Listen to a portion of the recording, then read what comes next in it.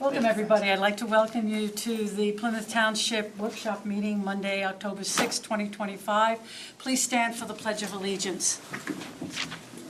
I pledge allegiance to the flag of the United States of America and to the republic for which it stands, one nation, under God, indivisible, with liberty and justice for all.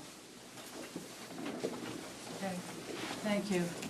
I'm going to have to wait for it to be recorded, because I know by now. You're fast tonight. Yeah. A few announcements before I have our first presentation. The regular meeting for October has been moved to 6 p.m. on October 14th, 2025, a day later, so that council and staff can attend the Officer Brad Fox Memorial event scheduled for October 13th. Next item, the public hearing for the zoning map amendment application for 523, 525, 527, and 531 Plymouth Road will be continued at the October 14, 2025 meeting. Public comment period has concluded.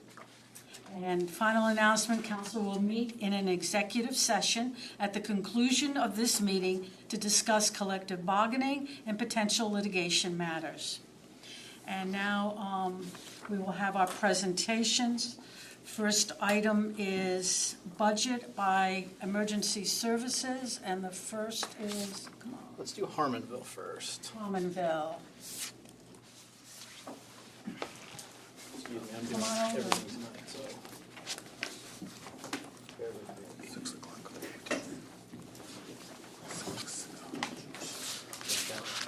Yeah, that's what you saw there.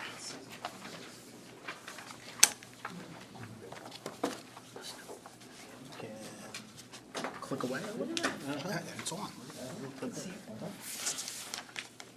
Good evening, members of council. Thank you for having us tonight. Just a quick introduction. Obviously, everybody knows each other, but Fire Chief John Hoffman, Chair of our trustees, Dave McGuigan, and President Mike McGuigan. Tonight, we're here to present our proposed fiscal year 26 budget.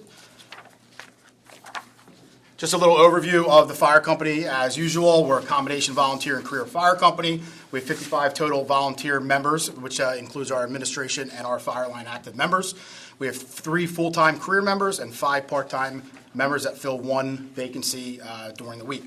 Our staffing model is a volunteer supplemented by career staffing weekdays.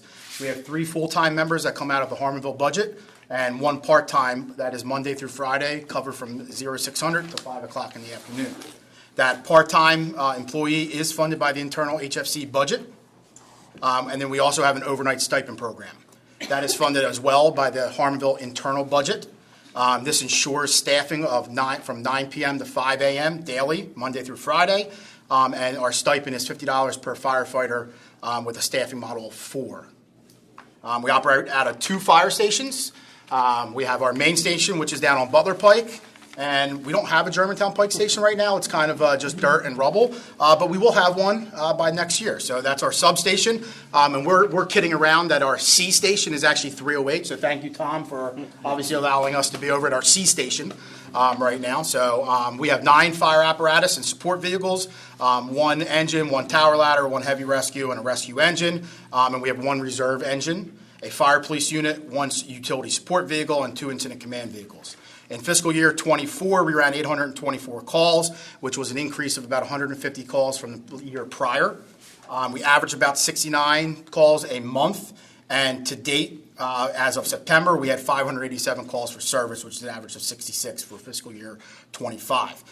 Training for 2024, we averaged about 2,633 total man hours. If you go through our structure, this is our structure. That's the fire line, active duty people, fire chief, 1 deputy chief, 2 battalion chiefs, 3 captains. I do have a career captain who handles basically the Monday through Friday for us. When we have events pop up, he's in charge of the day-to-day operations for the career staff. And then we have 3 lieutenants, 2 safety officers, a chief engineer, and an assistant chief engineer. Our administrative structure is a president, a vice president, financial secretary, recording secretary, and a treasurer. And then our governing body is our trustees, which are chair, and then 4 trustees as well. Just to review some 3-year expenses. As you can see, for the past 3 years, we've been pretty averaging, our expenses of about, you see there, our employee expenses increased because of cost of living from that 200 to 209. Fiscal year 25, we're up to 122. Obviously, we still have some months left there. But you can see how some of the expenses are broken out. Our overnight stipend, again, is funded by our internal HFC budget, so that subtracts kind of off the top of what our allocation is given. And then our revenue is obviously heavy on the township appropriation, which we greatly appreciate all that you guys do for us. So as you can see, the township appropriation averages about that 488 for fiscal year 23, 525, which is an increase of 6% for 24, and fiscal year 25 was another 6%, which was increased.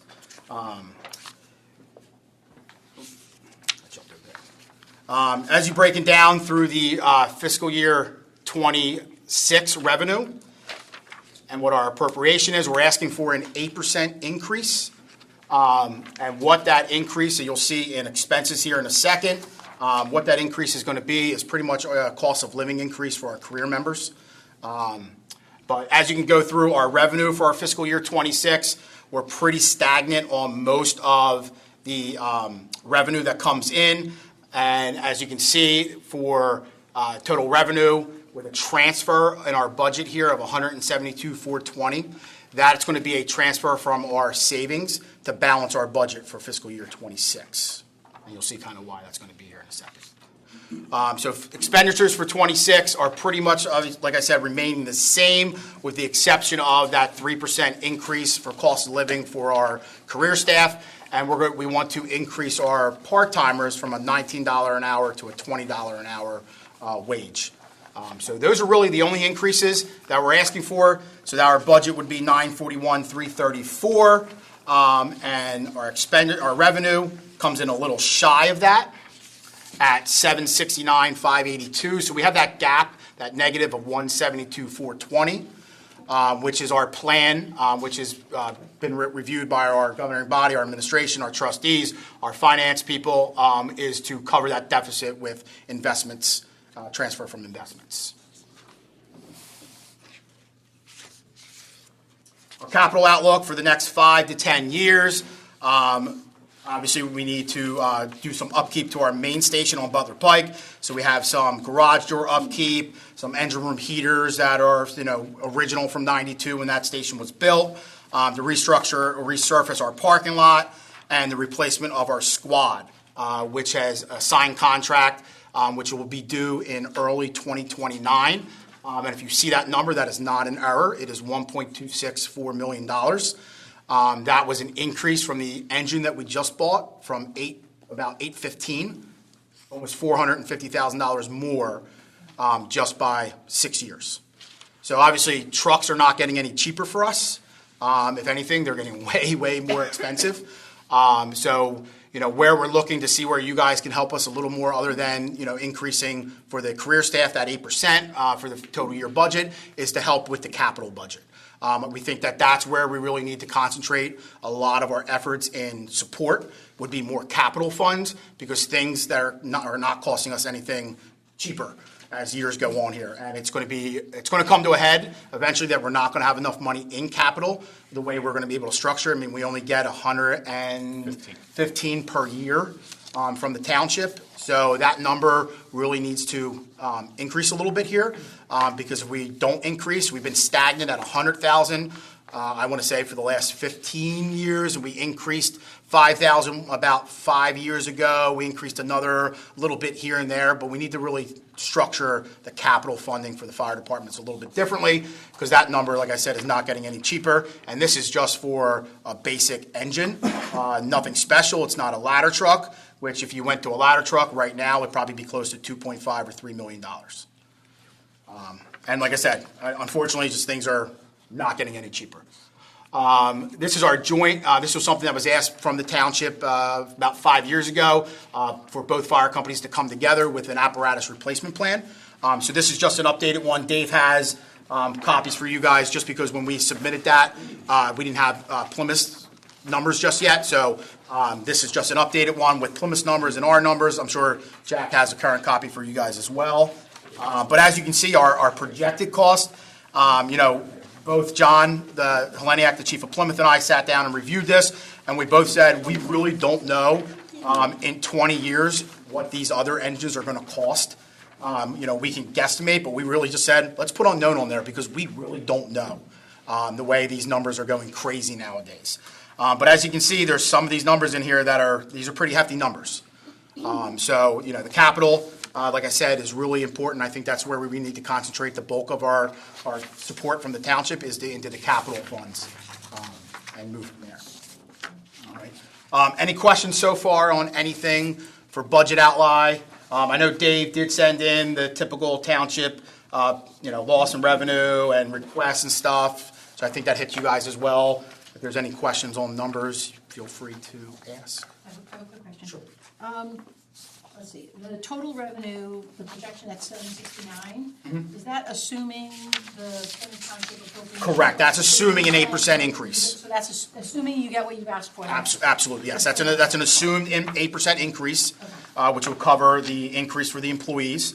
And the typical insurance, workers' comp insurance is cost, so it's more, everything obviously with increases for every little line item, but that's the only one that's the big increases is the employees. But yes, that does include the 8%. Okay,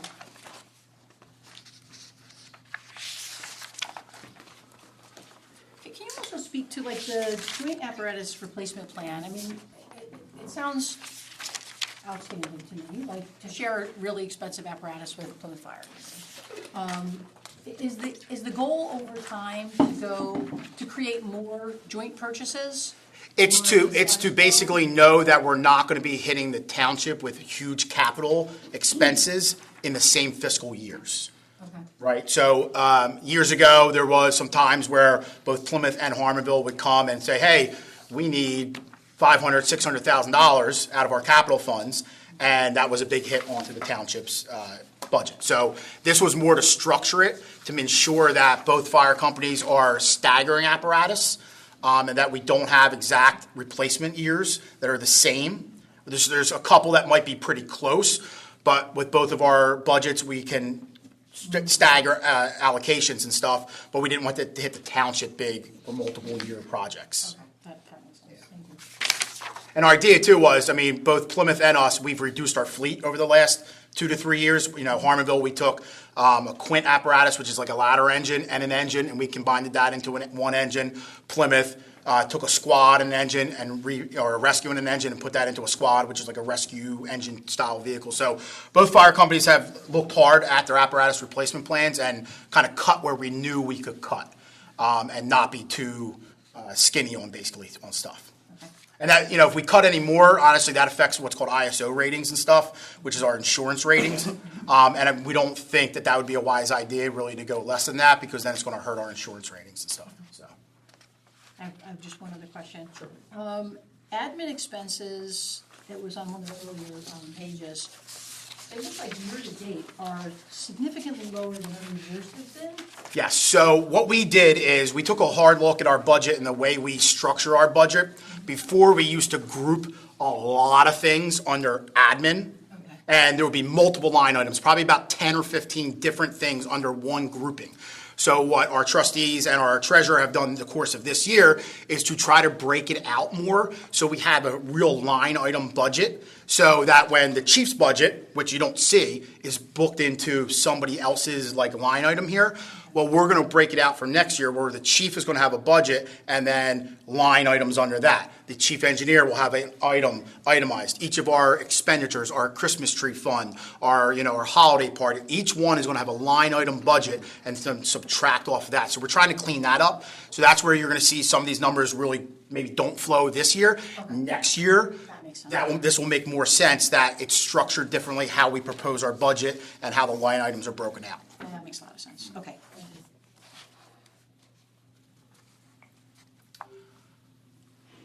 Any more questions for the budget stuff?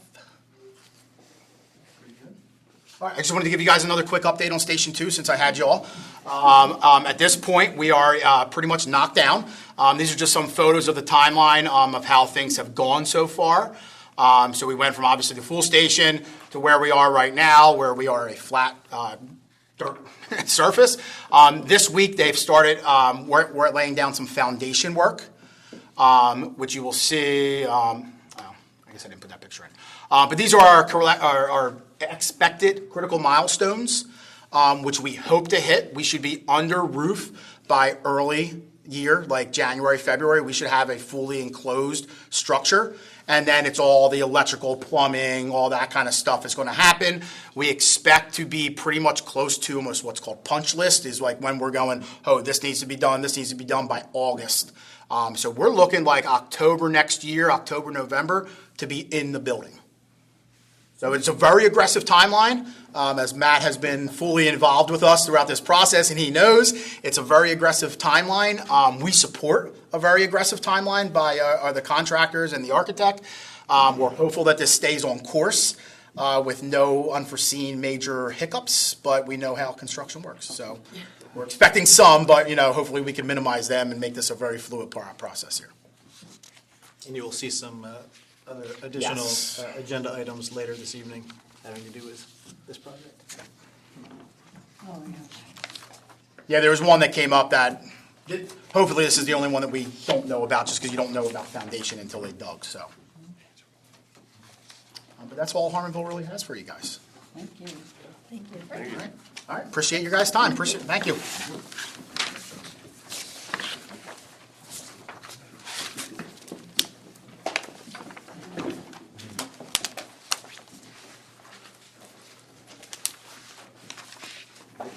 Plymouth Fire. That'd be me. Would you like what we submitted up on the screen? Doesn't have to be, I mean, I have it if you'd like it on the screen. Ed, I know that John sent you a digital version of it, basically scanned in is all it was, okay?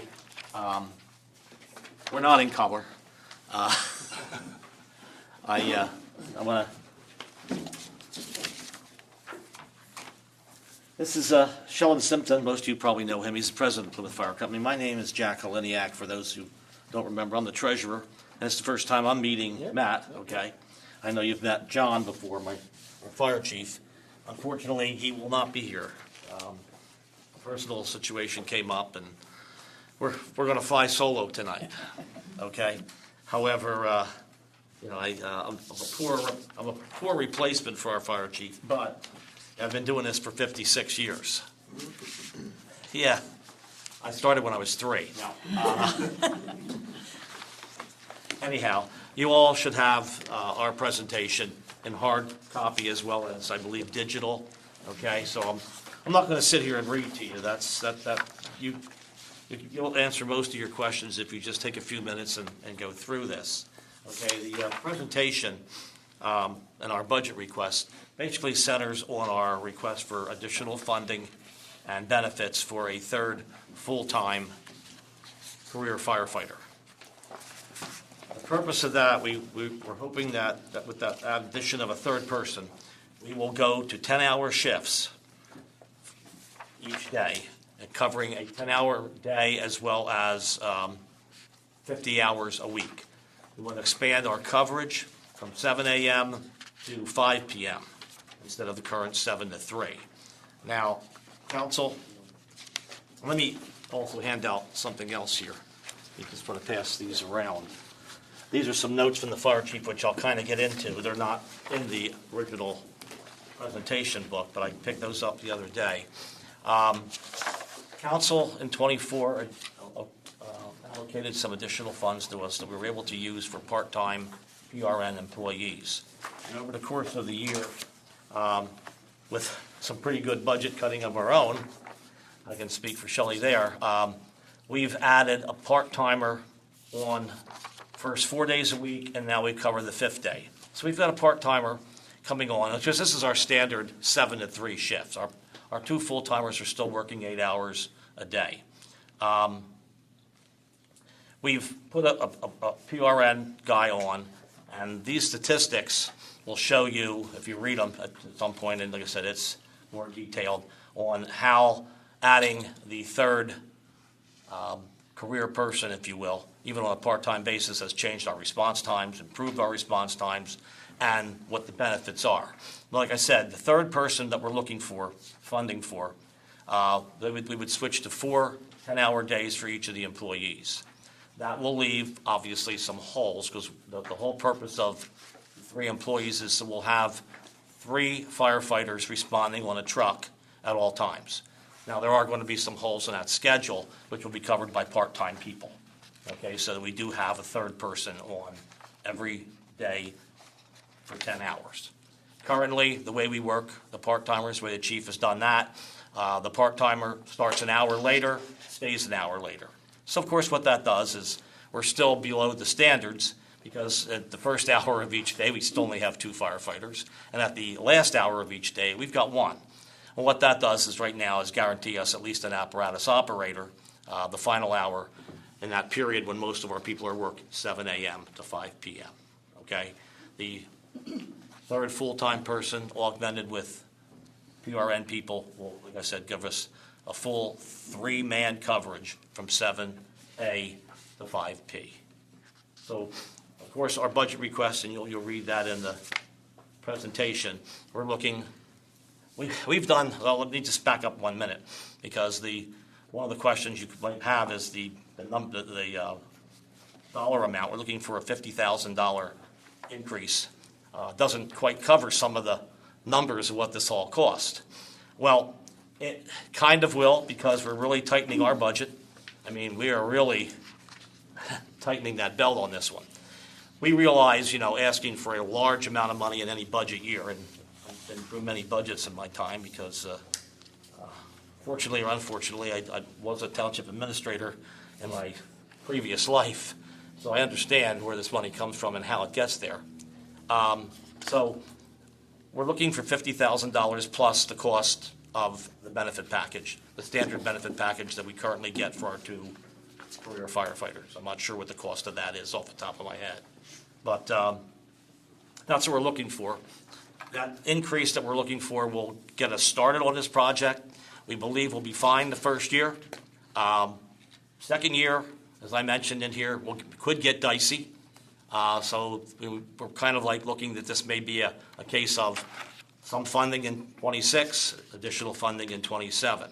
The only thing that can kind of side rail this cost proposal, the way we're figuring it out for 26, is if some major expense comes up that we're not looking at. However, we're not totally unprepared. We do have an emergency fund that we keep for something that should go wrong. So it's not like, we would be, oh my God, if something, with the building or, the roof blew off the firehouse, obviously we have insurance and all, but, things like that. So we're hoping that this will work out that way based on what we're looking. We're doing our share is what I'm trying to say, okay? The administration has been very good on tightening expenses. Our members, like I said, we're trying to cut back where we can because we believe this third career firefighter is that important. The statistics you have will show you the percentage of calls, and like 60% of our calls, I believe, the way the chief put it down, are in that 10-hour period a day. We're doing fine at night. Our volunteer situation in the off daytime work hours is pretty good, okay? So we're not having problems there. But it's during the daytime where there are many calls where the only people going to that alarm are the 2 career guys. And very simply, 2 guys at a working fire don't cut it, okay? One guy still has to operate that truck, and the other guy going into a burning building by himself. Think about that for a minute. So what it basically boils down to is they're kind of stuck waiting for help. Now, the third person, as the statistics show, also improves our response time. I mean response time from the time the alarm comes in to the time we get to that scene, because we're not waiting for additional people. 3 will do it, and they're leaving, and the other people who may come after that will take a second truck out. Okay? We're not waiting for additional help from another fire company or mutual aid or whatever the case may be. So that is a safety factor also. Okay?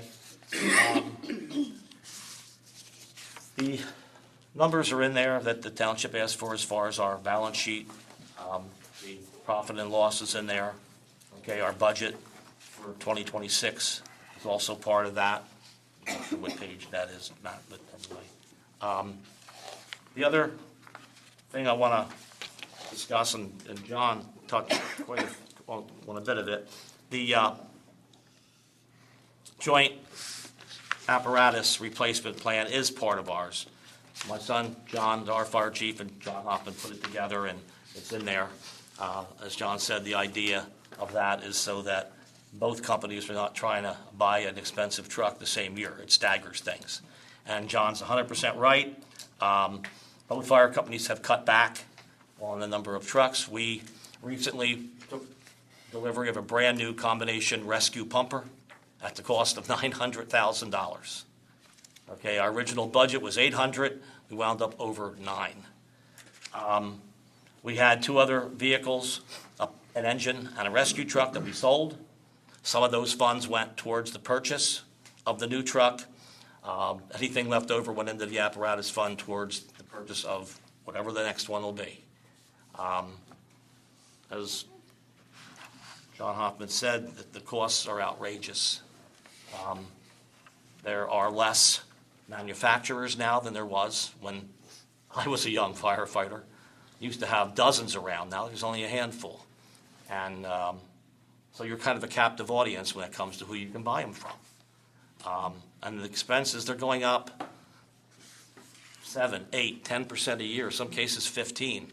I remember when we signed the contract several years ago for the truck we just took delivery of, we had to push in a hurry to get our act together so we could sign that contract just literally days before there would have been a 7% increase in the cost of that truck. And 7% of $900,000, okay, you can do the math as well as I can. Okay, so again, and then that goes towards the next thing, and that's the Township Capital Fund. John said each fire company currently gets $115,000 a year towards that fund, which the township administers. Okay, we do not. Which actually has been pretty good because it seems like the return you're all getting on that fund is pretty good, and I've noticed that over the years from the figures that Kellen gives me, okay? So you're doing a good job, probably better than we can, investing that money over the time. So $115,000 sounds like a lot of money per year, but fire truck inflation is wiping that out pretty good, okay? We're talking $900,000 for what amounts to a pumper, an engine, okay?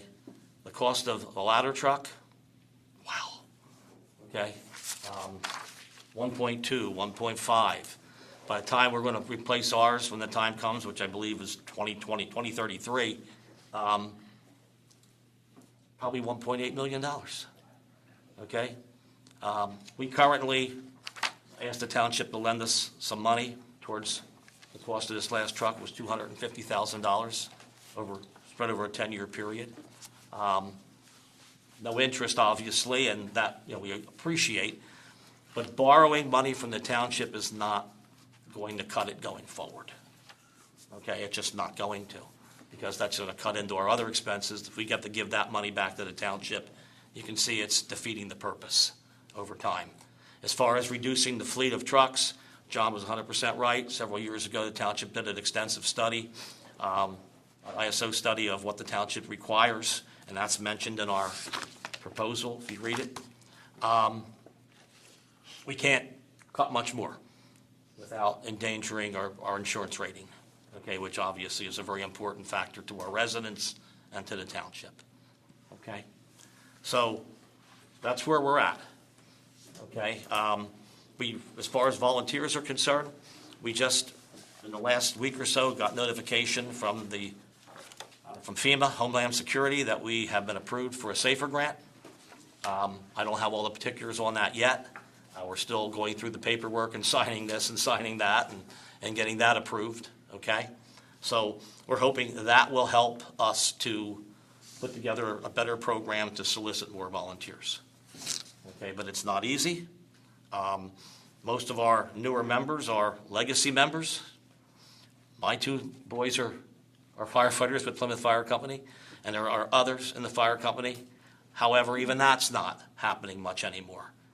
People my age, have sons, my son's age, they don't want to be firefighters anymore. I mean, the work is hard, it's dangerous, it's dirty, it's time-consuming, and the amount of effort that goes into training to be a certified level 1 firefighter is it 166 hours now, guys? I think something like that at the fire academy, and that's weekends, nights, and people with jobs. And we don't have to tell you all what the economy is like right now, okay?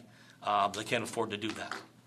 So at least in the daytime, we're going to depend, both fire companies, Plymouth Township's going to depend on career firefighters in the daytime going forward. I don't think there's any way around it, okay? And that's coming from someone who's done this, as I said, for 56 years, okay? So I don't think there's any way around that. But that's it in a nutshell, okay? I urge you to scrutinize our proposal.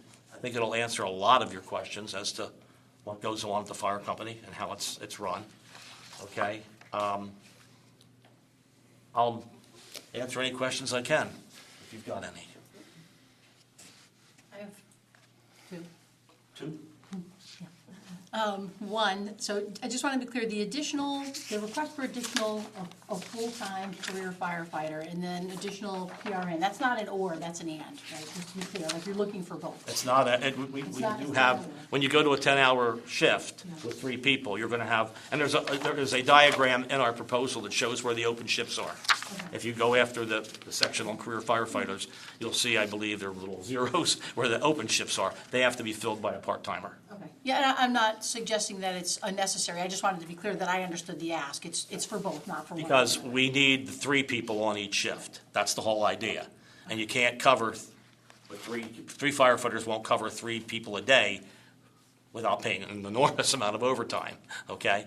And like I said, we've been trying to get our PRN rate up as high as we can, because we know what other departments are paying for part-time help. Power failure. And like I said, I can appreciate budgets. We've been increasing our rate. We're up to $22 an hour right now for a part-time firefighter. As I mentioned in our proposal, and I don't mean this, in a bad way, they're advertising $26.75 for part-time bus drivers. Okay? And our people can see, they can read as well as I can going down Belvoir Road, okay? We're looking, hopefully, to increase that rate to $25 an hour for firefighters. These are truck drivers, okay, also, because the more we can pay, because who are our PRNs? They're usually firemen from other fire companies, okay, even career firefighters from other fire companies who have that day off. That'll come and help us that day and fill in a shift. So that's what we're looking for there. Do we know what other fire companies like nearby are paying for PRN firefighters? Like, would $25 be competitive, or would we Yes. still be losing people to other? No, that's why I mentioned that figure, Okay. okay? We were at 20 for the longest while, and we went up to 21. Last year, we went to 22. We've been trying to get it up there a little bit, okay? We even use some of our own volunteers, PRN, occasionally, if they're off, okay? Just because we have to have someone fill the shift, okay? Which goes to show you, I mean, they're technically volunteers, but they're like, well, if I can get paid, I mean, it's the economy, okay? It's plain and simple. I lied, I actually have 3. What's that? I said I lied, I actually have 3 questions. Go ahead, shoot. My other question is, I know you had said like the 115 for capital is not really enough. But there's not a specific request. And just asking if you were to give us a specific request, being both realistic and reasonable, knowing what you need, but understanding the challenge for the township. What would you want to ask? What we want to ask for? It comes. But honestly, I mean, it's got to be bumped up to at least 150. I mean, it seems like a lot of bump, but you're talking an average truck is $1 million. A ladder truck is $2.1 million or more. I mean, it's the expense of the equipment, of the apparatus is getting out of control. And we have less money to put into buying trucks because what it costs to outfit each firefighter. The equipment per personnel is getting astronomical. It's not even just the trucks, it's just everything else that goes with it. You know, hose, gear, all that stuff we have to buy, on a regular basis to outfit, our firefighters. No, understood. But it's helpful to know, like, 150 makes a difference, so. Yeah, but Over a couple of years, that $40,000 is gonna make a big difference. once you make a number, it's, the important part is, okay, well, let's suppose you could do that. I said, well, gee, we just went from 115 to 140 when we come in for the next budget. But that figure just got reduced by 7 to 10% purchased because of the inflation rate. So what's important is not just a bump now, but it's got to be a system where Every year. that increases every year because, like I said, in '24, township increased that 115 figure came up from 107. It was increased $8,000. In '25, there was no increase. Okay? So you see the point, okay? Because the fire companies, as I mentioned earlier, borrowing money, that's not going to be a plan going forward. And understand too, both fire companies work very hard at grant money from every organization out there to help buy equipment and things like that we need. So we're not just relying on township funds and like these guys selling Christmas trees. It costs a lot of money to do these grants, but in the long run, it's worth it. And we work very diligently, both companies, trying to get as much grant money as we can from any organization out there that's offering money, PICO, FEMA, whatever it may be. We recognize that and appreciate it. Thank you. Well, right now, both fire companies, through the Relief Association, are going to be working on a grant, Fairfax. for air packs, with the firefighters grant from FEMA. When two fire companies get together and do a joint grant, your chances of getting it are way better than individually. So we're trying to put together a large grant because in a few more years, all of the bottles you see on firefighters' back, okay, they are the SCBAs, self-contained breathing apparatus tanks, okay? Every so many years, you can have them recertified, hydrostatic tested so that they will hold pressure. But at some point, they go out too. You can't have them tested anymore. So we're going to be at a situation in a few more years where we're going to have to replace all those bottles, and that's going to be hundreds of thousands of dollars. So they're working on a joint grant to do that. And quite frankly, as I said, I've been doing this a long time, and I got to tip my hat to these gentlemen back here and our officers. I've never seen in 50-some years two companies working this well together, okay, on these projects. So I salute them for that. We appreciate that very much. I have a few questions. Shoot. You're talking about the capital fund. This would be joint, right? Not 150,000 per station, but total. Per company, yes. Right now, that 115 is per company. Oh, per company. There are two separate funds, one for each fire company that the township administers. All right, thank you. And the other was, you're looking to add a full-time person, and so are you asking for 58,000 plus the 2,700 or 50,000 plus We're looking, if 2,700? you look at our budget, we're looking for an increase of $50,000 for 2026. We think we can do that with our own funds and, tightening our budget. We believe for the current year, a $50,000 increase will get us to start this program for the third firefighter. And We're that will doing include everything the we benefit can package? to help you too. That will include their benefit package of 2,700? No, that's the benefits that we pay for. The township pays the firefighters' health insurance and dental insurance, I believe. That 2,700 will cover what we pay, which is long, short-term disability and accidental death and life insurance. We pay for the drivers out of our own funds. Thank you.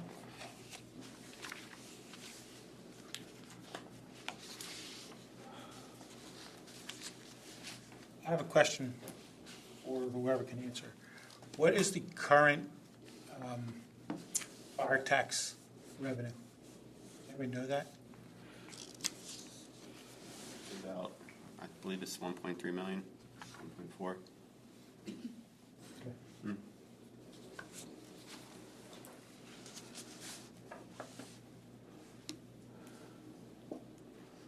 That it? I mean, if you got any more questions, like I said, this should answer 90% of your questions, I believe. If not, We have our phone numbers. you know how to get in touch with us. I mean, that you've got my, you got the chief's number, and he'll just, ring 2025. my cell phone and say, "Dad." Yep. So, I tell you, it's the two fire companies in Plymouth Township have long been a long history of relatives, sons, fathers, whatever. Okay. You see the same last names over and Yeah, and there was a time that it was way even more with Harmonville, with the Fosters and people like that, in my younger days, okay? You're seeing less of that. There are still some places, but, my two boys, John, of course, is the fire chief now. My son Chris used to be deputy fire marshal in this township, and he's now a township manager is what his job is. That's what my son Chris does. God bless. God bless him. You gotta remember, I did that for 7 years. I should have been shot, okay? But he's over in 8.45 mils. Charlestown Township, I believe. where's that? That's where Chris is at. And I remember they'd be in the firehouse at age 14, even younger. They were pulling hose and things like that. You don't see kids doing that anymore, unfortunately. Thank you. Thank you very much. Thank you very much for your time. I appreciate it. Again, you know how to reach us if you have any questions. Thanks. Thanks, Matt. Appreciate it.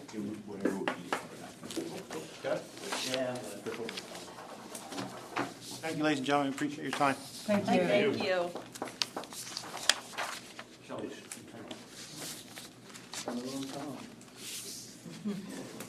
We've got Chief Johns and Tom. How's everybody doing tonight? Okay, and next me. we have our Plymouth Ambulance for emergency services. So I'll start out. Does anybody have any questions for me? Just need a, no, not yet? Not yet. It was in your, okay. Well, I'll start, I'll go a different angle then. Plymouth Ambulance, so Tom Trojanski, Chief of Plymouth Ambulance. 4 stations, 12 townships, 17,000 is what we're looking, a little under 17,000 calls this year. 13 pieces of ambulance, medic responders, all our trucks, ancillary support vehicles, right about 24 to 25 vehicles. Our fees, our income comes from fee for service. 48% of that is non-retainable due to either low to no income, people that don't have insurance, calls that we get dispatched on that we cannot bill for. The organization employs a little over 100 employees, both full-time and part-time, 27 volunteers.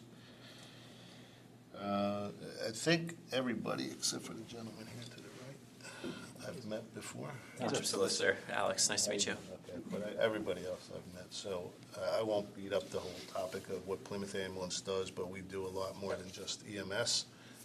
We do community events. We supply paramedics, specially trained medics, and medical directors or physicians to the Montgomery County Major Incident Response Team for any call-outs that the law enforcement has. The Montgomery County Sheriff's Department Explosive Ordnance Division, which is the bomb team for the Sheriff's Department, which covers 4 counties and is second due into Philadelphia. Any equipment that we have, whether it be generators, pumps, lighting, ambulances, whatever we have, high water trucks, rescue trucks are at the disposal of the communities that we serve. Anything that we normally get rid of, Chief Merciades normally gets first dibs on that. And I think the last thing that we had donated to the police department was their tactical truck that the ambulance that they turned into a SWAT vehicle. We run on a shoestring for the most part. If we didn't have some solid relationships with some people of that have done well for themselves, you know, we would fight a little bit of a battle. I'm not here to ask for any specific numeric value of an increase. I don't do that with any township unless we find that we're in dire straits. But what I do ask every year, especially when I come to Plymouth Township, is whatever increase that you could give to the organization, we would gladly accept. Give you some numbers. An ambulance currently sits at about $242,000 to $250,000, and that's just the ambulance with no equipment in there. You tack on another $100,000 for defibrillators and litters. They're pretty much the biggest thing. And then obviously there's the employees, which are the number one value asset in the organization. You can see our payroll through the P&L, what we pay out a year just in employee wages. Operational expenses are well over $1 million, and that's either ambulances, medications, supplies for the trucks, health insurance, commercial insurance, workers' comp insurance, and everything down the line on that. There's no specific ask, once again. Whatever you can help out the organization. Plymouth Ambulance covers approximately 3,000 calls in the township.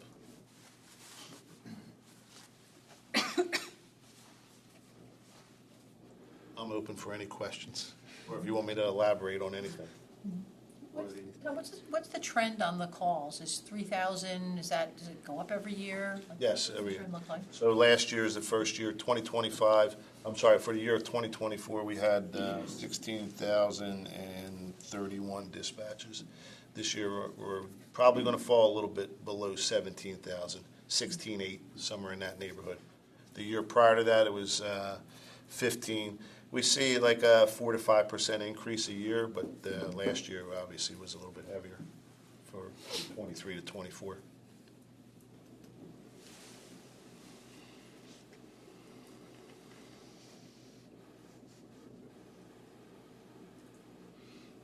So the percentage that Plymouth is something, one-third, the calls are Plymouth Township? A little less than a third, about 20%. Okay.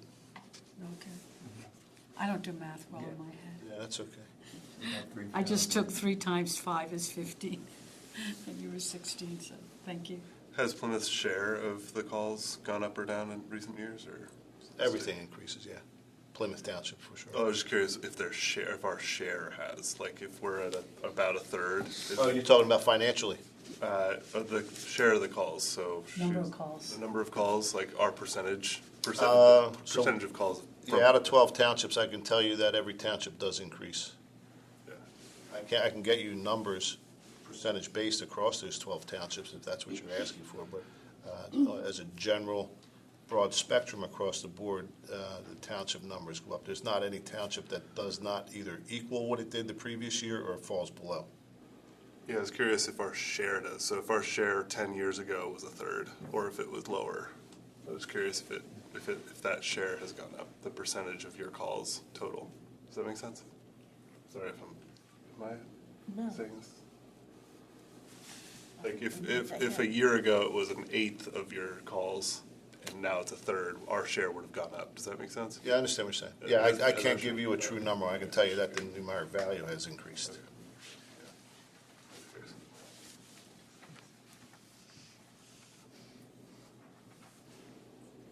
Any other questions? Thank you very much, Tom. Keep it nice For and- taking the time. It was a great partner. Thank you. Thank you. Thank you.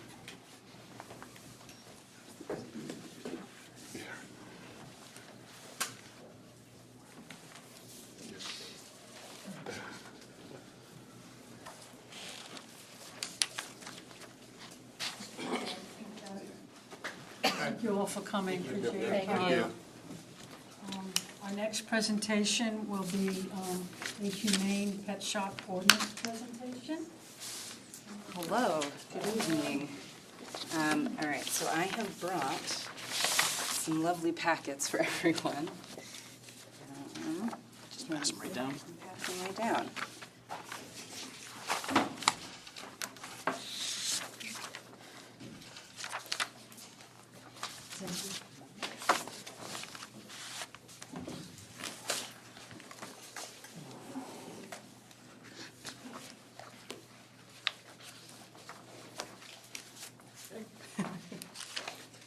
is yours. All right, thank you.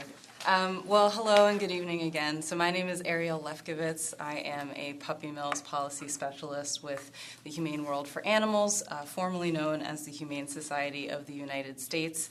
I'm here tonight to present and discuss the Humane Pet Shop Ordinance, which, if passed, would ban the retail sale of dogs, cats, and rabbits in pet shops in Plymouth Township. And so the ordinance that you have in front of you is very straightforward in its design and its intent, which is primarily to protect animals and people from a number of issues that are posed by the puppy mill to pet shop pipeline. And for my work and for the purposes of this conversation, we define puppy mills as inhumane commercial breeding facilities where profits are placed far above the well-being or the welfare of those animals. So first and foremost, this ordinance seeks to block a major sales outlet for puppy mills, and in Pennsylvania in particular. According to public records that we've collected since 2021, there have been hundreds of puppies imported into Pennsylvania from Midwest puppy mill breeders and brokers to be sold in pet shops. Many of those puppies were purchased from massive brokers who are middlemen dealers who will purchase puppies from various breeders and then sell those onward to pet shops. And so they're coming from Missouri, Indiana, and Iowa, among some other places, according to the inspection reports and certificates of veterinary inspection that we have collected. That does not include any sales that happen within Pennsylvania, because those are just records that we don't have access to.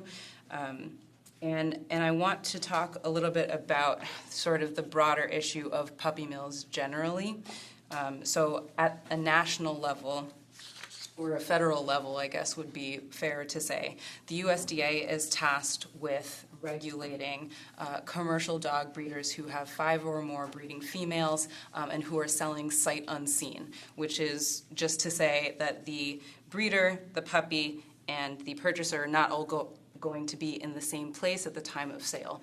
So they are selling through a third party. So those folks have to be regulated by the USDA inspectors.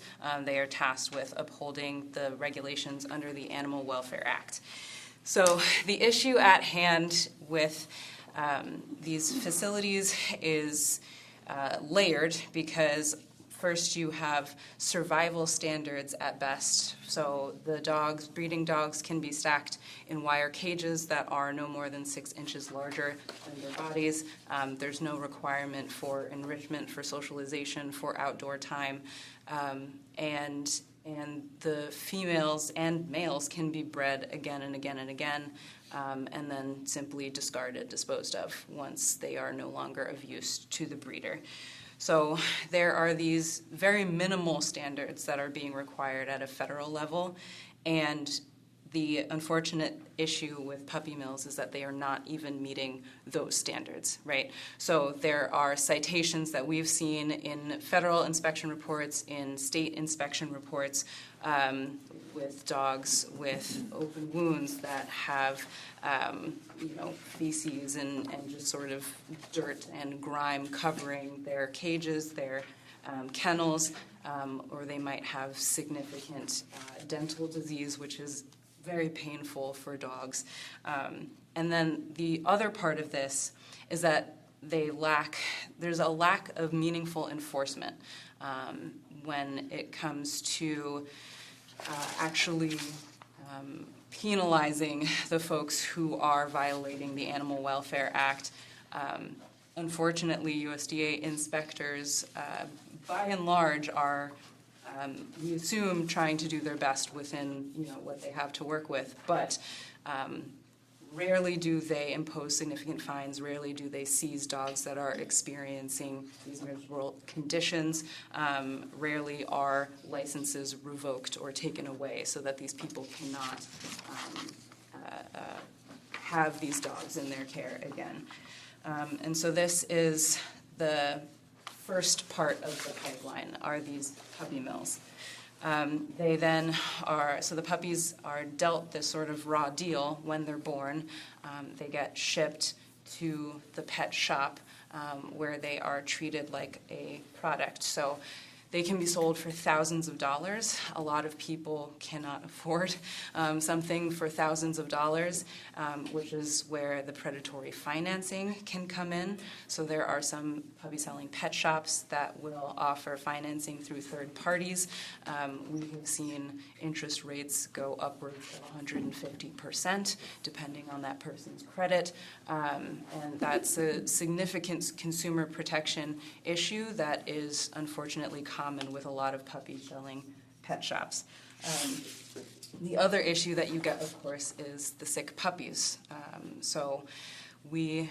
She couldn't be here tonight, but my friend Grace Kelly Herbert from Finding Shelter Rescue it actually has the ability to shelter and rehome breeding dogs and sometimes puppies from breeders in Pennsylvania, largely Lancaster County. And the conditions that she sees on a daily basis, she's rescued hundreds of dogs over the years that she's been doing this. The conditions that she's seen at these breeders and the dogs, there are cases where a lot of people might love a Merle French Bulldog or a Dachshund, which is sort of that gray and dark colored pattern, that spotted pattern. That is a recessive trait for some of those breeds. So that means that they might be more at risk for congenital issues or the fact that the puppies are being shipped in close confines for several hours at a time.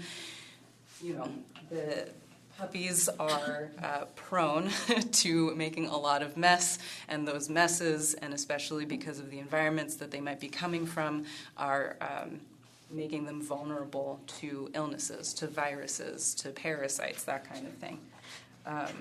And so it's a consumer protection issue, it's an animal welfare issue, and what this ordinance does, and I did include a copy of the draft language, which would prohibit the retail sale of those animals, dogs, cats, and rabbits that I mentioned.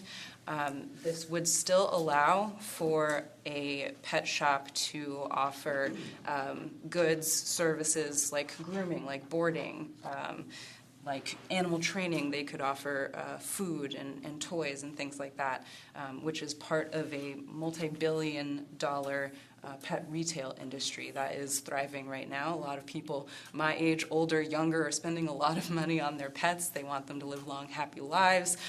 They want to give them lots of different comforts, and they are willing to put money into that.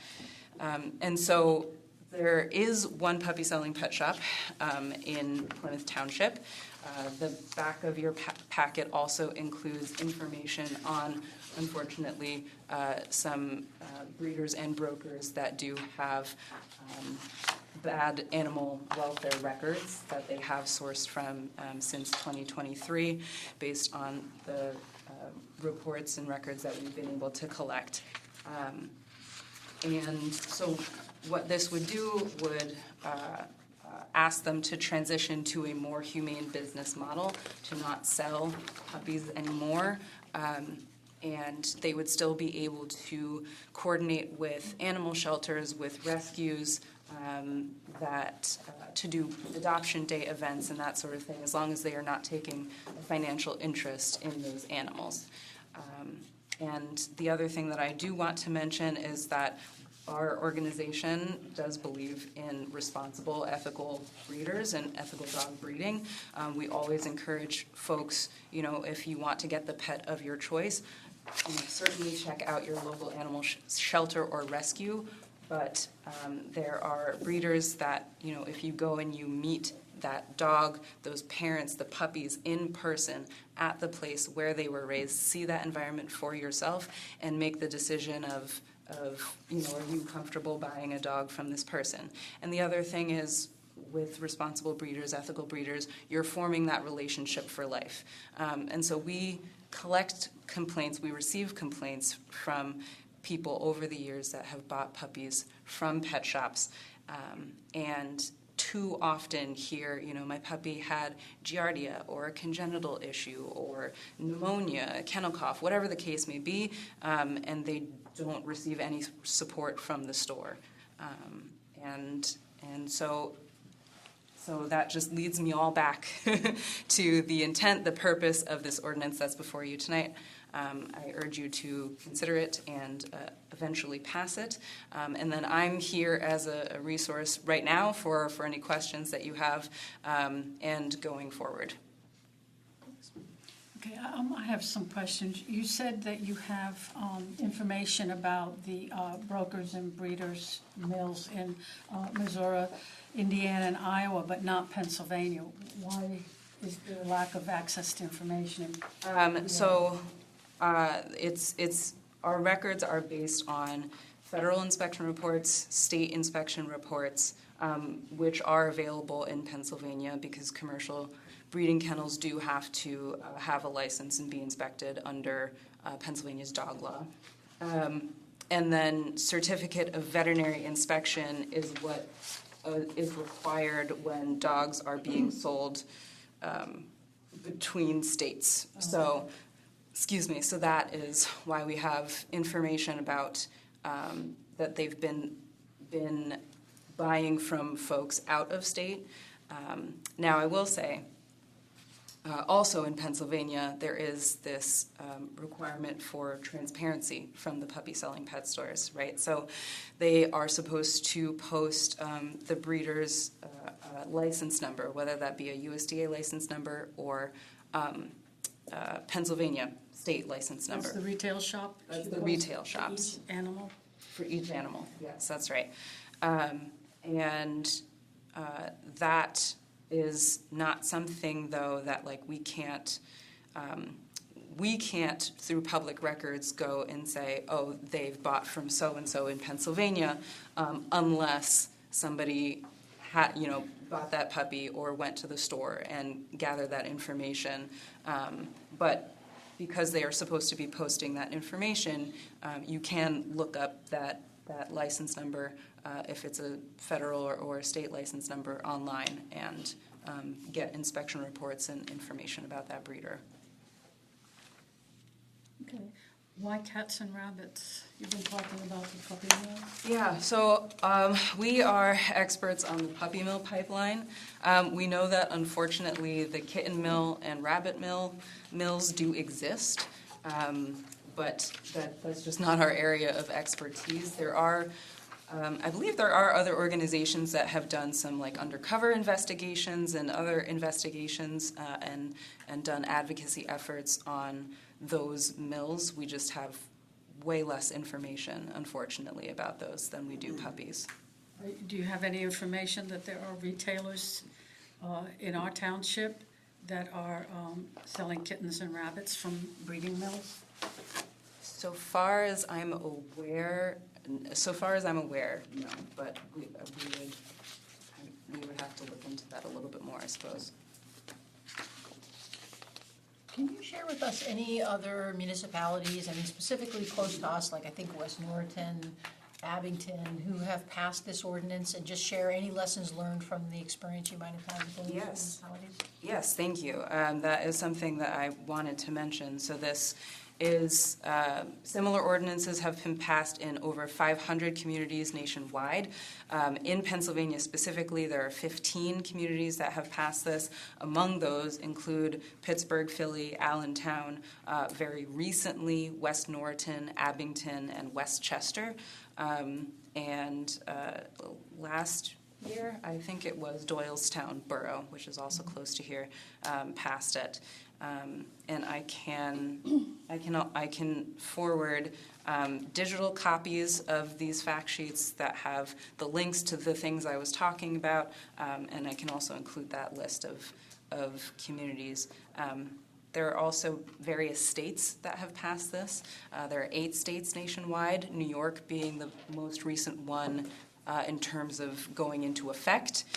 And then Maine, Vermont, Maryland, Illinois, California, Oregon, and Washington are the others.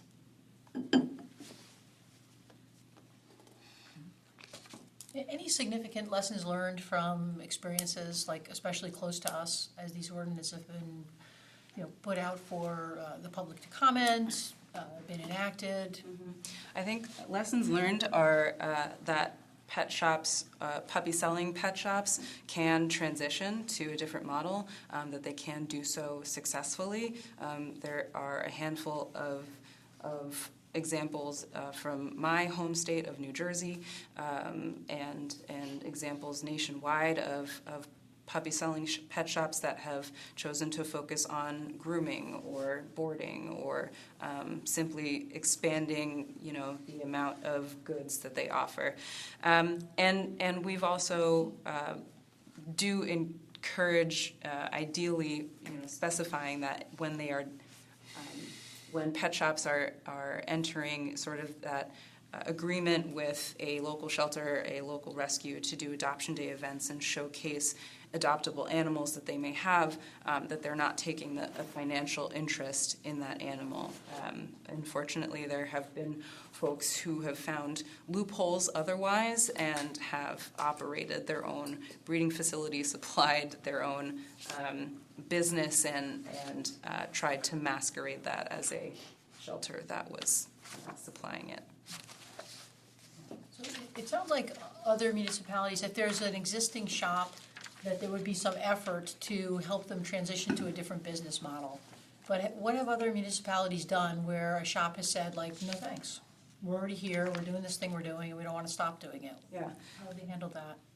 So recently, I think it was Lexington and Louisville, Kentucky, had that issue that they had several puppy-selling pet shops in their jurisdiction, and they did not want the ordinance to pass, and fought it vocally.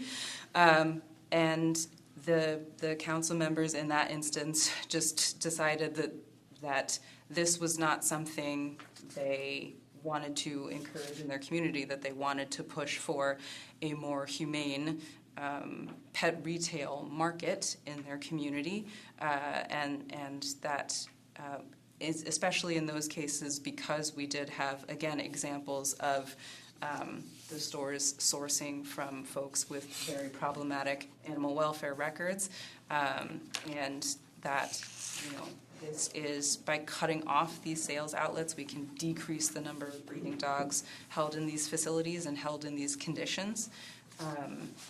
They decided to move forward with that. We also, a colleague of mine, we have a program where we, reach out to the pet stores and offer to work with them and help them make that transition if that's something that they want to do. But there are stores that choose to close down. So these communities that look more like us and close to us, West Norton, Abington, Doylestown, did they have shops that were selling? Did they already have existing retail sale of pets from puppy mills? So the ones recently, no, they acted preventatively to prevent any future bad actors from coming into their space, their community rather. I believe Allentown did have a puppy selling pet store. I think it was a sort of small, perhaps franchise chain of puppy selling pet stores in that area, and I believe they decided to close that location after the ordinance passed. Okay, but West Norton, Abington, and Doylestown didn't currently, at the time they passed, did not have a That's correct. Playful Pets type of store. That's correct, yeah.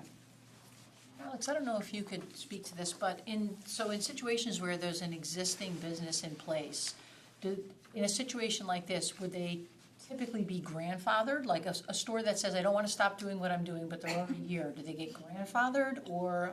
I would need to confirm that, but my instinct is no. This is not something like zoning where you are grandfathered in because of the use. This is something that you'd be passing based on the health, welfare, and safety. They would need to comply upon the effective date. Okay. In that instance, for example, New York had a significant percentage of puppy-selling pet stores in terms of like a percentage of the country. And they, I believe, had a 2-year transition period. But on a smaller scale, for townships, cities that are doing this and might be affecting a pet store, it would be, I guess, the suggestion to do, 90 days, 180 days, whatever you feel comfortable with, to give that store time. Okay, and some of these complaints, consumer complaints that you highlight, that some of the dogs were received with various infestations and diseases, are some of those transmissible to humans, especially little kids playing around their new puppy? So there are some cases of zoonotic diseases being an issue. The Campylobacter infection is one virus that, for some reason, seems to have a niche in pet shop puppies. The things like Giardia, things like kennel cough, those are extremely contagious among other dogs in general. Yeah. But not to humans? Or the parasites and tapeworms that you mentioned, are they transmissible to humans, especially young humans? I would have to double check, but I believe Giardia. Let me double check. Let me double check that information because I don't want to give you incorrect information. My memory, the way my memory serves, is I previously worked in a veterinary hospital as a receptionist. Is that Giardia is not transmissible to humans? I don't know 100% that that's correct. Okay, and then these people, some of them are mentioning the amount of money they had to pay out to veterinarians to treat these diseases that their dogs came with. Right, and that's another part of the consumer protection issue, and I mean the issue for these families in general that are so excited to get a puppy and welcome it into their family. Maybe they were able to pay the $1,500, $3,000, whatever it is, up front. Maybe they had to take out, do some financing, and then if that dog gets sick, then that's hundreds, potentially thousands of dollars of veterinary care on top of what they've already paid. And there are, unfortunately, also cases of puppies passing away after they've been bought from pet shops. There's a very problematic national chain that still sells puppies, and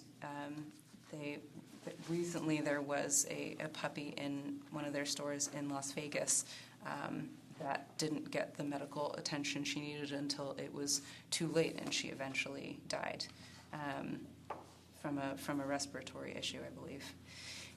And so these are the problems that are often faced because of, again, the raw deal in life, the starting point of where these dogs are coming from, and then again just being pushed for profit and not necessarily taking their well-being into account. Okay, and does the organization Humane World for Animals, do they have some information about sale of kittens and rabbits to that in Pennsylvania or in our area? Would they have those the kind of in-depth information that you have about puppy mills? We don't have the same in-depth information, no.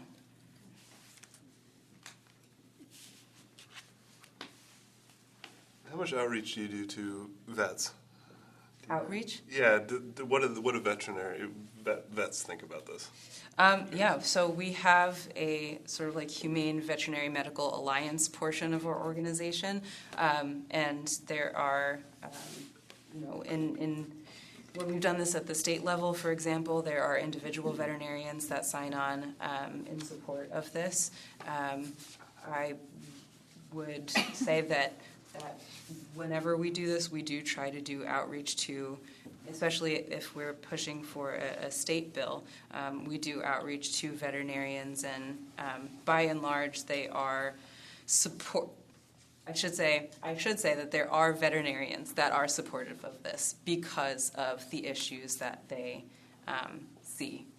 Because there are veterinarians that have seen puppies that have come out of these pet shops, or, for example, the veterinarians that Grace works with for her rescue work, that have seen the breeding dogs that have come to her at the end of their time with breeders.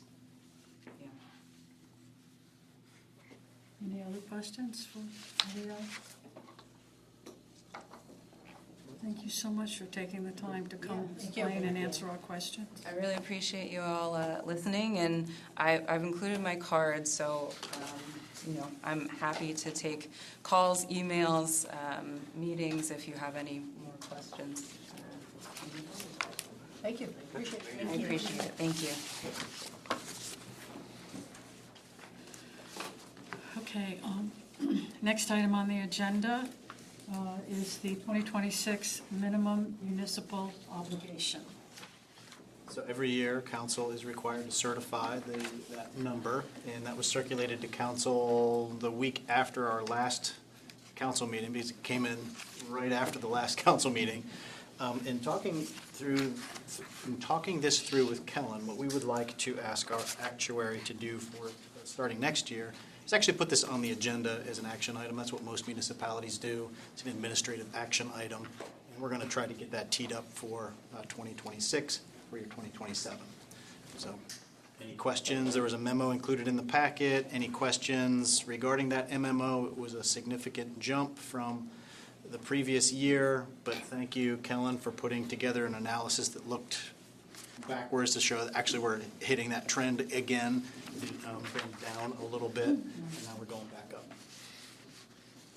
And that's something that will also be included in the 2026 budget. There you go. So we don't need to take action now at the workshop, it will be covered when we... It's already been done. approve the budget? Yep, already been done. You've been notified, it's been certified. We've discussed it at a public meeting. Okay. Anyone have questions about the allocations? Okay, thank you. All right, here are our action items. You want to do departmental? Oh, sorry. There it is, right at the bottom. I'm sorry, y'all. Y'all want to come on up here? Departmental updates. Apologize, it's at the bottom. Or will we? Would you please come up here? Mike, you always get the seat right Let's next to put it this way, the microphone has to pick up your voice. It goes for free.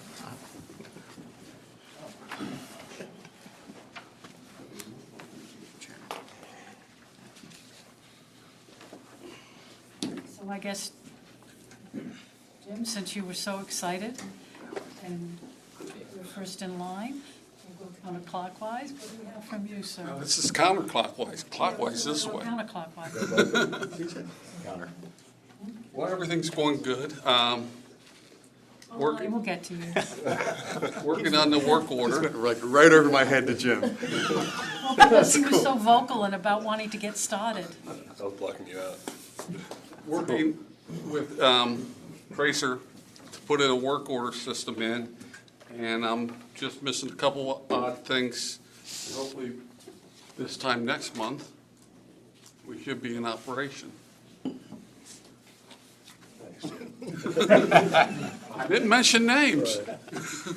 All right, and I'm sorry, Lonnie, I will let you go next. All right, so just a couple days ago, I conducted a site inspection with our landscape architect to count the trees installed at 2622 Butler Pike, and going to get a report from him early this week sometime, and they're going to ask for another escrow release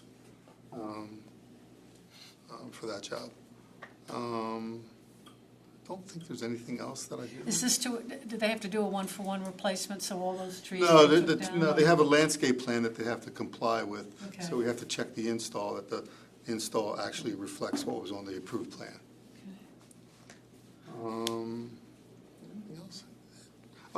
Yeah, we did a final maintenance, the bond, we did a final inspection of the maintenance bond for Sal Peon's job at Plymouth Valley Estates. Okay. So that's on your agenda to be released. So, and everything checked out, there was no defections in the sidewalk, curbs, roadway, or other infrastructure that would be required to be dedicated to the township. So those are two things. Thank you very much. Next up, Rick. Yeah, so I guess right now, mainly, most of my time is being spent on the pool pump room. We're, moving pretty well with that. Most of the scaffolding's up in the pool area, maybe 70% of it. So that's progressing nicely. Working a little bit with Harmonville on their project. And trying to close out this punch list here on this building. Got word today that the generators are finally synced up, so now they can start to work on removing some of the electrical from the old generators, and we'll proceed through the electrical punch list items also. All right, thank you. And anyone have questions as we go along, please? I'm just charging through here. Chief, updates from you, sir? Our social service co-responder is still working hard. She's had 56 contacts this month. We had about 25 contacts, public assistance to the unhoused, which for us is trending this year to be over 200. And I had explained, I think before, where about 10 years ago, we were consistently around 20. So you can see that that's been a problem that's been growing. Our traffic details this month were at 62. That's all part of our traffic calming initiative. As part of our calls for service and public assistance to the unhoused, one of the things that happened that has been unfortunate is we hit a snag. Actually, I shouldn't say we hit a snag. You know, we try to work closely with TLC, and they have been providing a Code Blue shelter at Church on the Mall, and I guess the mall's been pushing back lately with the lease. So what we have been doing is researching alternate sites with some of the area churches. Some of them haven't been able to help, but they have been willing to talk to some of the people there to find other people that they know that might be able to accommodate. So I don't know that that's had any success yet, but that's what we're working on or trying to help with. And part of our wellness program, we're going to introduce to the community and to council at the next meeting our new chaplain, Chaplain Bob. And he's pretty much there to counsel officers and offer assistance to some of our unhoused residents, mentally ill, those that have been physically abused. I mean, we take them out to the community with us, do ride-alongs, and he helps provide service. We're going to have him work in tandem with our co-responder, and we were actually hoping to have him work at the Code Blue shelter as well to help any of the residents there that might need further assistance.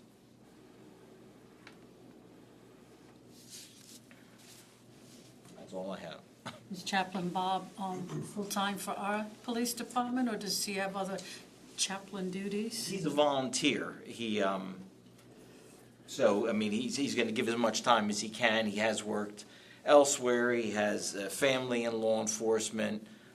He actually works with our regional SWAT team. So he's come into our building. We've introduced him around, and he's already got a good rapport. He's very down to earth. We really didn't even try and replace our last chaplain, Chaplain Nick, because we had a really good relationship with him, and nobody really compared. But he's been doing good. He's been developing a good relationship. So we're excited to get started, and I said we'll bring him to the next meeting and introduce them to everybody. That's great, thank you. Thank you. All right, next, Phil for Parks and Recreation. Thank you. For the pump room project, we're issuing updates once a month, the first week with pictures on our social media, email, so everybody should be able to follow along and see. And as Rick said, we're making good progress. We're excited about that. The bricks at the Veterans Monument are in. The new pavers are there. They look fabulous. You can read them all, so stop by on your travels, or we'll have our Veterans Day ceremony on November 5th. You can take a look then. We've got a bunch of different activities. The pool staff has transitioned to do some other things on the land side.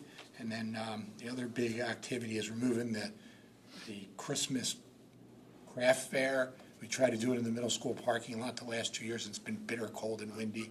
So we're going to do it inside this year since the pool's closed. So that should be a little better if anybody was there. So we're busy. We got a lot going on. Thank you. Kellen? So we're wrapping up our department head budget meetings tomorrow. So after that, another 2 weeks, then we'll have a presentation ready for council show.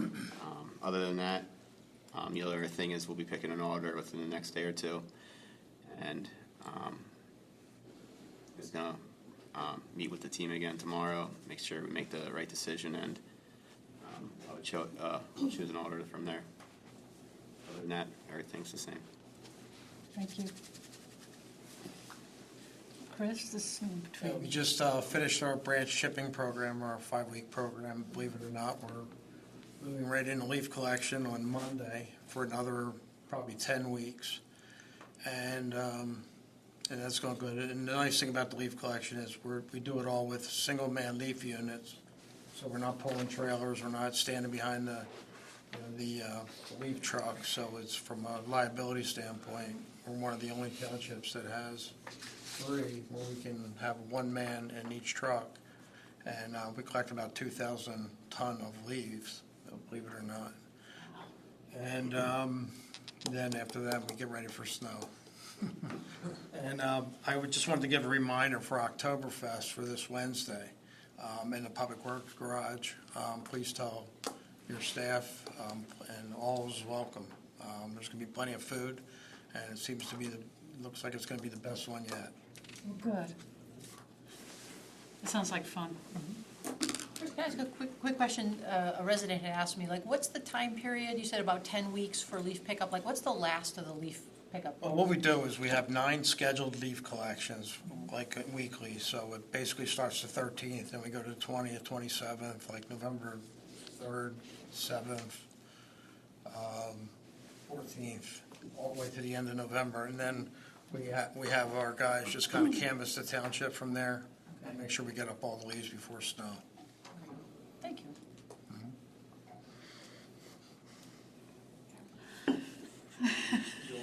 I can talk. Rebecca, how you doing? Thank you. Good.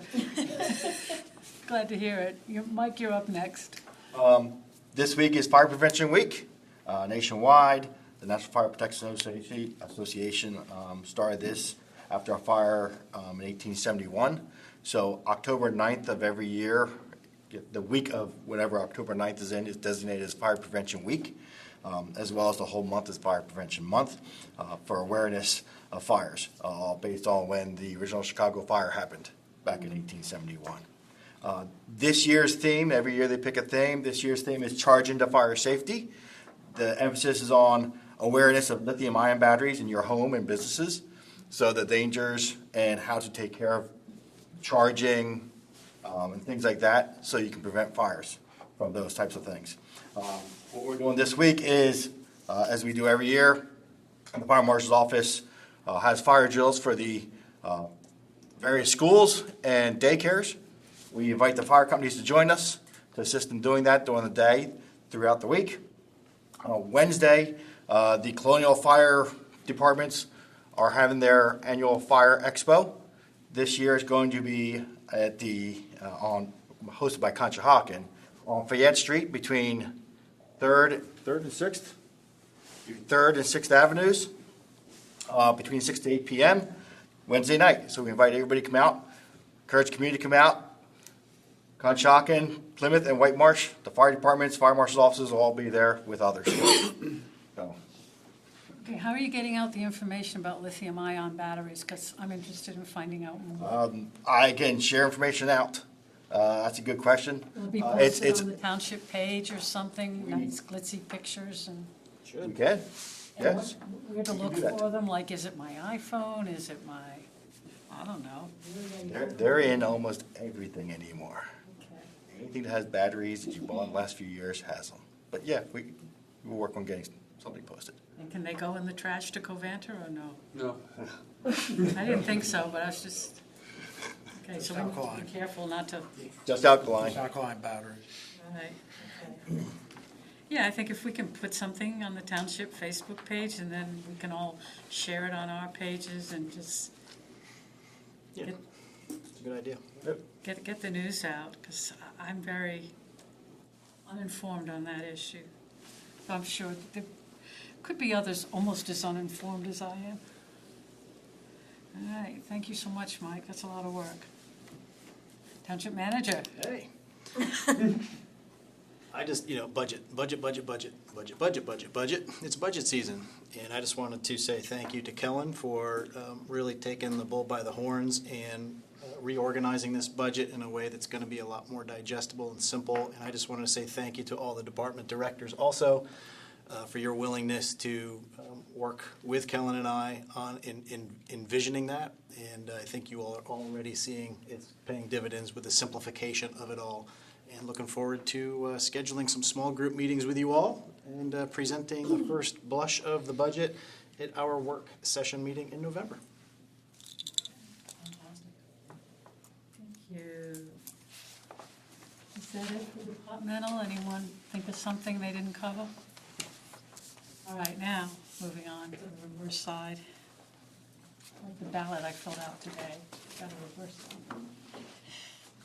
Okay, potential action items. A motion to adopt ordinance 1713, which amends the Plymouth Township zoning ordinance to change the zoning map classification for 523 through 531 Plymouth Road.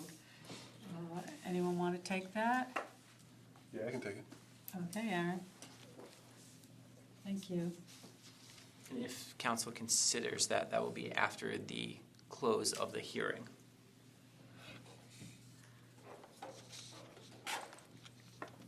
Is the hearing, okay, There's a so, continued hearing for the map amendment. If council wants to move forward with the ordinance, it would be after that hearing is finished. okay, so we'll have, on the agenda, there'll be a Yes. closing of the hearing. We'll be reconvening in the hearing. Okay, and that'll be at 6? Yes.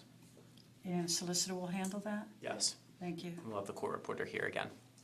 Okay, We advertised it as a continued hearing. okay, thank you. And from there, if the motion passes, we can move to a vote on whether to adopt the ordinance amending the zoning ordinance. Okay, thank you for that, Alex.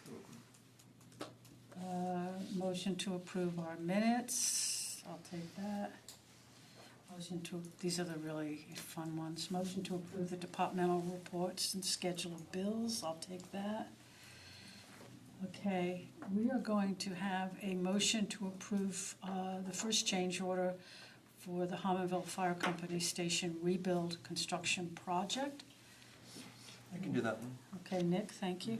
If I could also, I'm hoping that this is the first and final. It's for a pretty minimum amount, and I would like to ask if council would be okay if I approve this administratively tonight, and I can sign that approval, and then we can have that ratified by council at next Tuesday's meeting, just to keep the process moving. Okay. If I have a yes from all of you, that would help us. Yes. All right, so that's a unanimous yes to approve that one, and that will come off the agenda. And just we're still gonna- We're still going to. It'll still be on the agenda. To ratify it, he's just asking for administrative. Just in the minutes, you just wanted to mention the dollar figure of that. Oh, yeah, the dollar figure is $4,311.62. And you'll also see a follow-up resolution that I'm asking for council to consider, motion J. Yes. This is connected to that. I often forget about these when we get into capital projects until the first change order comes about. I'm like, oh my goodness. The way our ordinance is set up is that council has to approve all change orders. And you can authorize the township manager to review and have engineer, architect sign off on it, recommendation, following council ratification at the next public meeting. And so I would ask that council consider passing a resolution to allow me to do that, up to a dollar amount. I think we're talking about a $10,000 I saw dollar that, amount. yeah. Okay, so, and then it will just be ratification at the next meeting, and that way we're not holding the construction of a project as important as the fire company. Thank you. Just logistically, would it make sense to make JF, so that after we've done 2 of these, like, you say, and going forward? Yep. Yeah. I think I had that originally, and I put it at the bottom because I didn't want to mess up the resolution numbers, because I didn't know if we were going to do it or not. Whatever you think makes sense. Okay. I just thought like, from a full perspective, You got it. to say we're doing 2 of these, and going forward, we're gonna do it a little differently. Yep. Okay, so it's gonna be compact. And so, It could that actually- motion, I'm Just say sorry, go ahead. It could actually become me, because I don't have a change order for the natatorium. You don't? No. I don't know if we will have, we worked through some of the issues without a change order. There's some ductwork that was, once they took the insulation off the old ductwork, they had to fix slip fitting the one duct. I don't know if we'll have anything on the other duct. The engineer hasn't come back yet, so we don't have anything for the natatorium right now. So there is no change order 1 for the pool pump room? There is none at all, okay. Not at all. But I would also like to make sure that that $10,000 threshold can be also applied to the, will be for all change orders, or just, can we apply that to the natatorium also, Yes. in case we come? It'll be for both projects. I'd like to be specific to both construction projects. Yep. Yes, that way the work keeps moving. Yes. I know everyone's excited to have the pool back. Correct. That's good, okay. So I guess Nick will be taking the ratification of the change order at Harmonville. There will be no change order yet for pool pumping. And then we will have a motion to adopt a resolution for change order approval authorization. I could do that. Okay, Lynn will do that one. And then next will be motion to adopt a resolution for a handicap space at 663 Fulton Street. I can take that one. Chief, that's something you've already looked into, a handicap parking space? Does that not even involve the police department? No, I took care of that. Okay, It's all checked out, and there's a space available. okay, thank you. Registration is valid, the handicap placard is valid, and there's a spot that we can accommodate. He's making it entertaining for you all. Okay, I apologize, I didn't know that was in your department, so, thank you. Thanks, Chris. And so I will take that motion. Next, we will have a motion to adopt a resolution for a disposition list involving the destruction of old police documents. I can do it. Okay, thank you, Kristen. Making sure I don't skip anything because I've drawn arrows. Motion to adopt a resolution for our PennDOT winter maintenance services agreement. So this will just continue what we've always done, Chris? Yeah, the only thing they did different is that they have it's a 5-year contract with a 5-year, 1-year extension. So it's, I mean, we're still not making the amount of money we actually spend in the lane miles, but I don't think we'll ever get there. I know our Public Works Association, we fought hard trying to increase the lane miles, how much money we get per lane mile. This is from PennDOT? Yes. So we have about 57 lane miles that we do for PennDOT. Altogether with the township and the state roads, we have about 150 lane miles. But it's Now we're making about $1,200 a lane mile. But for years, like Germantown Pike, they only had like 4 lanes, on the list. And almost every intersection now has a left turn lane, like a designated left turn lane. And that really makes it difficult to plow. So they started, and Germantown Pike, for example, has shoulders that are almost as big as 12-foot lanes. So we started incorporating them, and it was a big fight, but if they want us to plow the shoulders, which we do, they should pay us for it. They should. So we ended up making more money. I had a detailed spreadsheet that I used that we were spending about $2,100 a lane mile. Because when it's snowing out, you have to stay on the main roads just to keep them open for police and fire. So if you dive into the neighborhoods, then the mains will get overtaken by snow and makes it really difficult. That's why a lot of people say, why aren't you in our neighborhood yet? And when it's actively snowing, we're out on the mains, just keeping all the mains and the thoroughfares and the collector streets open. How about the county roads? We have some of those. No, but I heard that the county eventually is going to be trying to pass that on too, kind of doing the same thing as PennDOT, having municipalities plow for them, but that's not there yet. But we do not, the county plows all, like Butler Pike and, that's all the county. I'll take that one. Okay, thank you, Aaron.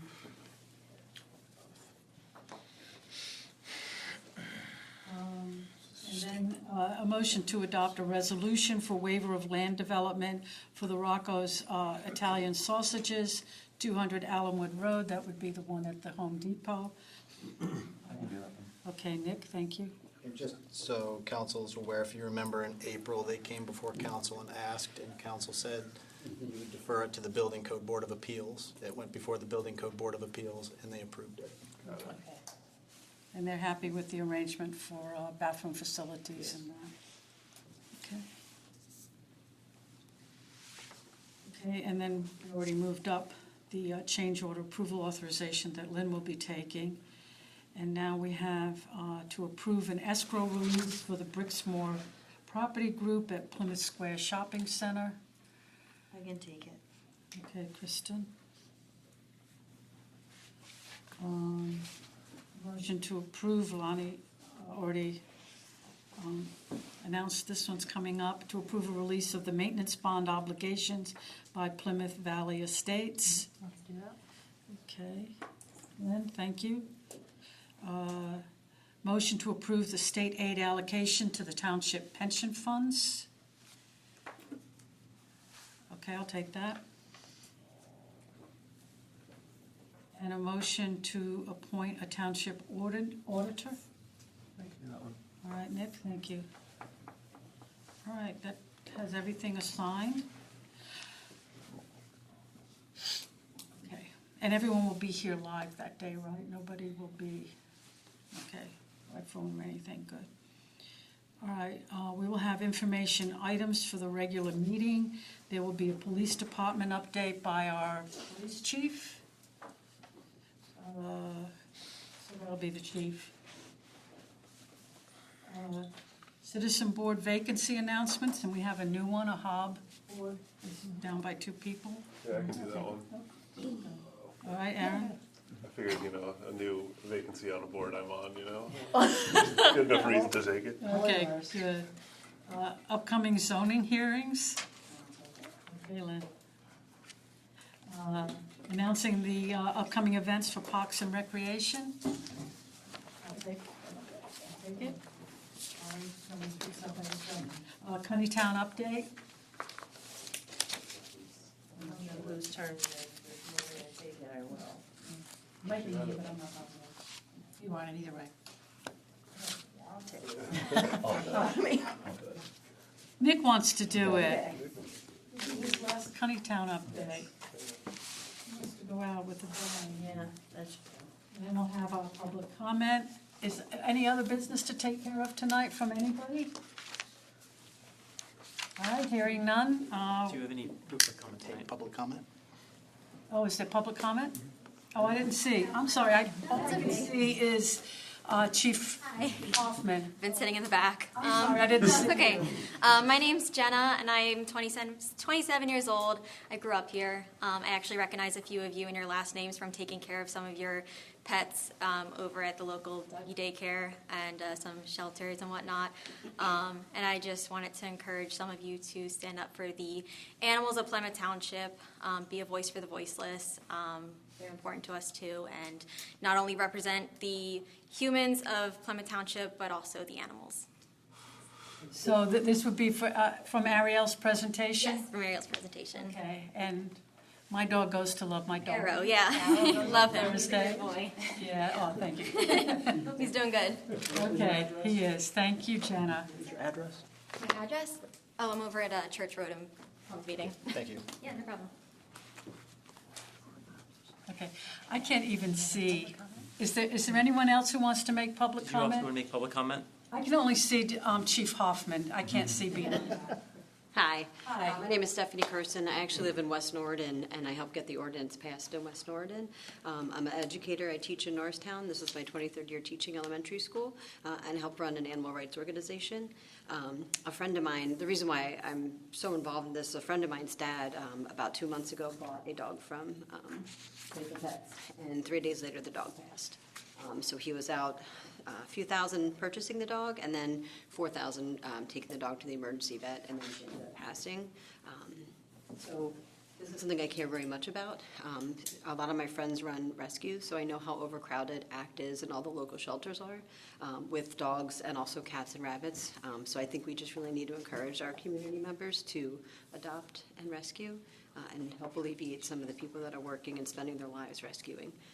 We can really play a huge part in stopping the puppy mill to pet store pipeline. So I appreciate your time.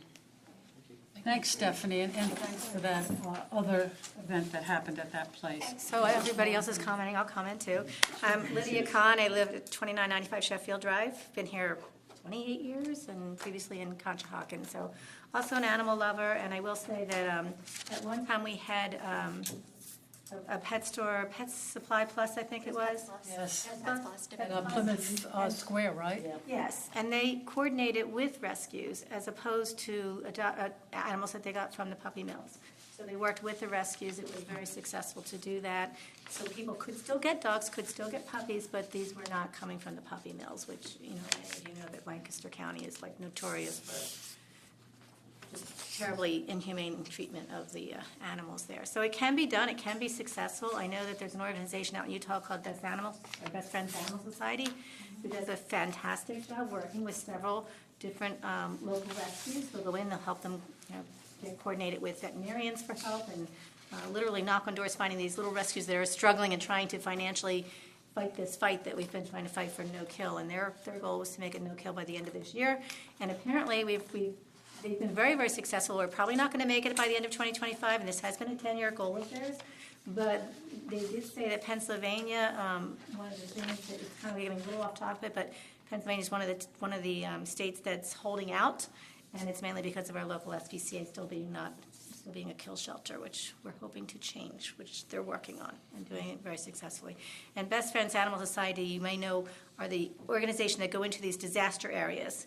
And what they do when there's a flood or there's something like Katrina or these other areas with floods or fires, whatever, they clear out the shelters, the local shelters. They find other places for them to go so that people can have their pets rescued locally and be reunited with their families locally. So it's a really amazing organization that has been doing a lot of work. Anyway, so your point was, has it been successful? It has been successful. I have no data for you, but just that I follow that information, and I can point you in their direction if you care. So, thank you. Thank you, Lydia. That's important. Thank you, Lydia. Is there any more? You're good. I just can't see. Do you want to speak again, John? Okay. And I'm sorry,